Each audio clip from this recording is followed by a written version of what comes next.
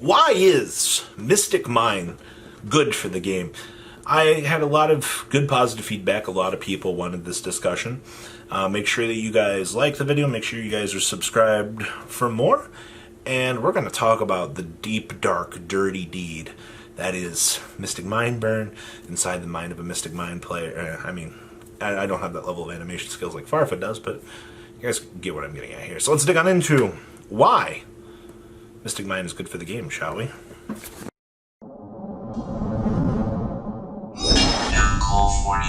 What do you mean Mystic Mine is good for the game? Are you stupid, Robbie? Oh, I'm unsubscribing. Your fucking opinion is horrible at this game. You don't have any idea what you're talking about. And there just went half of the audience because they couldn't even get a couple minutes into the video. I know that there's a lot of hate for Mystic Mine. Alright? I get it. The biggest comeback I hear from players is just play Spell and Trap Destruction for it. It's not that hard. Alright? So, here's where I stand on the card. I do not mind Mystic Mine. Nice pun, right? I don't mind Mystic Mine. I have noticed some trends with the card, though. Alright? We've had one format where Spell and Trap Destruction was at an all-time high. We had Cosmics running around in main decks. We had Twin Twisters seeing more play. And you know what I noticed about that format? I saw less Mystic Mine. Alright? There's hardly any. Now, the thing I'm starting to notice with Mystic Mine at this point in time is it gets the most value when the format is not dependent on spells and traps. So, wouldn't it be bad or good in this case to allow a card to exist in the game where when the format rotates out of Spell and Trap Destruction, players can shift on into playing Mystic Mine? Now, a good example of this here is the True Draco effect. During True Draco format, we had so many people were playing so much hate for True Draco. It was ridiculous. All right, there was so many teched out options inside decks for Mystic Mine that people were like, oh my god, like I'm never gonna lose to it. And then we noticed that True Draco started to fall off the map. It started to disappear. All of a sudden, what was it, YCS Salt Lake City happens, and True Draco returns with a vengeance because people aren't playing the outs for it anymore. Now, how does this justify the use of Mystic Mine being an oppressive card versus this? As formats begin to shift towards this more degeneracy, and as the game continues to evolve to be faster, in your hand right here, you have one poopy Mystic Mine. As that format goes faster, back row starts to fall out of favor. Alright? Then you have Mystic Mine. This oppressive built-in package that you have here allows you to simply activate it, win the game. Now, the problem's going to be, right now Mystic Mine is at there's a lot of use for it. Alright? We have decks splashing this because they're not playing Spell and Trap removal. Alright? There's no point in playing Cosmic Cyclone against something that doesn't play back row. Alright? And that's where the issue with this becomes, it's okay, game 2, oh hey, I got one Mystic Mine in my deck. Alright? Your opponent boards out their Spell and Trap removal for whatever they were remaining, if they were remaining any at all.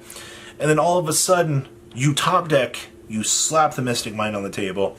You've just forced your opponent into a 30-turn deck out game because they took out their counter picks for your Mystic Mine. Should a card like that exist in the game of Yu-Gi-Oh? Yes and no. Alright? I've always been a fan of Floodgate cards, alright? You guys have heard my entire motto on Royal Oppression. Hi Gadgets, I missed you guys! Royal Oppression was a good card. Royal Oppression forced the game to go into that slow-paced tempo where you can build up this constant advantage. I mean, 12 to 14 to 13 is 3,900 damage on the board. You put your opponent on that turn timer here, and that's what people are doing with the Mystic Mine burn strategy. Now, as I said, there are two applications to the card. Alright? We have the pure deck over here, which is, we have burn cards, we have life gain, we have the oppression, we have the wave motions to help ensure kill the opponent, and then we have the strategy of field barrier to protect the Mystic Mine, depending on how things are going. Alright? Now, at some point, sometimes the deck has to get a turn going. We do have built-in outs to handle this strategy. I mean, you have Lightning Storms, you have Imperial Order. Honestly, Imperial Order is pretty much a blowout against the pure Mystic Mind deck. Then that's fine. Alright, like, if you're looking at this Hemisphere as a deck, we had Chainburn in this game for years. Alright, I know a lot of you guys don't know what the heck Chainburn is. Chainburn always showed its ugly head every blue moon, and there was nothing you could really do about it. Alright, like, you just kind of lost to it. And every time it would come back up, I mean, it might take a free win here or there. Don't get me wrong, it wasn't that horrible to deal with. You just kind of slide back for it and it went back into its corner. Over here, though, is where the hemisphere of the issue lies. Alright?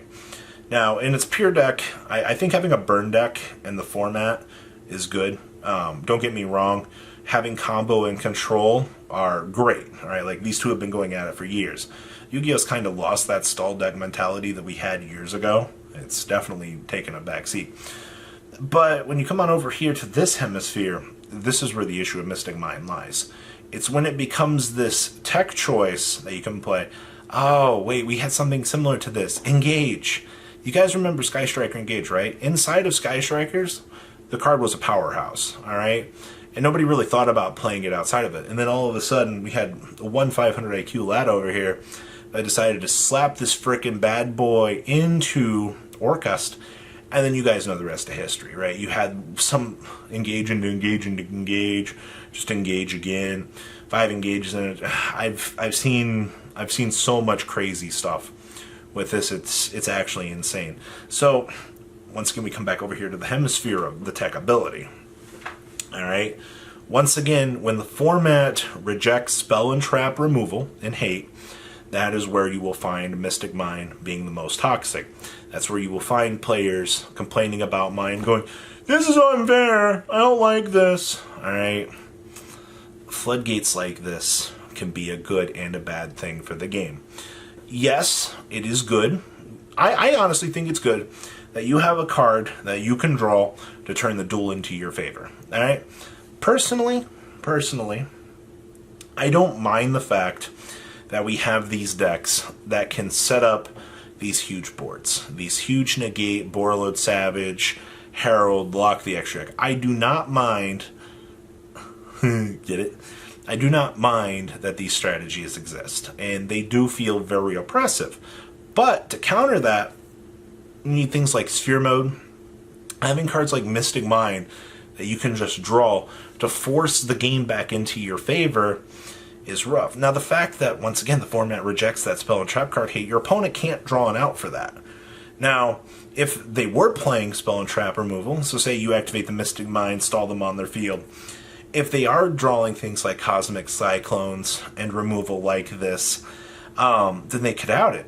But the problem is, you're also hiding back here on the Mystic Mind, trying to capitalize on this.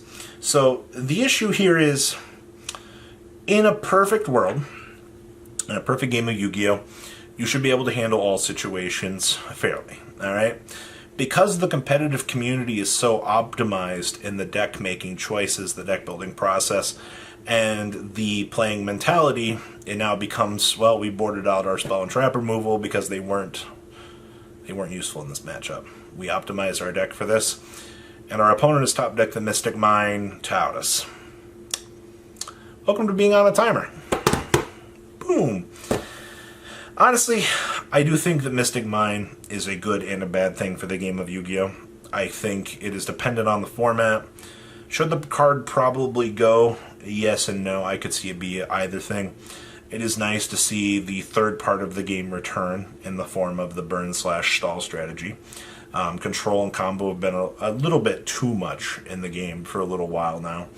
And kind of getting that nice little throwback to, hey, we can do other things in the game besides combo and control the strategy.